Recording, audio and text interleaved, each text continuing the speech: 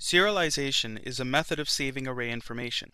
You cannot simply save an array and its structure, especially if it's a multidimensional array. There are many cases where you may want to pass the contents of the array from page to page in your script, or to save it to the hard drive to be retrieved later. This is where serialization comes into play. Serialization will convert the array and all of its values into a string that can then be unserialized at a later point to reassemble the array. The one value that cannot be serialized is a reference, such as a database connection reference or a file connection reference. These would have to be recreated when the array is unserialized. To serialize an array, you pass the array into the function serialize.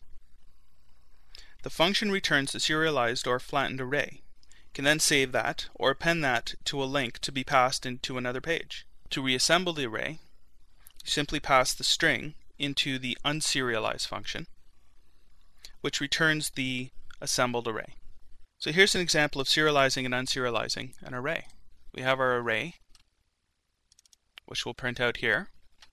We'll then serialize it, which we'll also print out. And at that point, if this was some sort of script on a website, we'd do something with that serialized array. And then when we come back, we unserialize it into another array, and here we'll print it out. So if we take a look at that, we should see this array being printed out in the print R, then a serialized version of that array, and then after it's been unserialized, again, we should end up with the exact same array.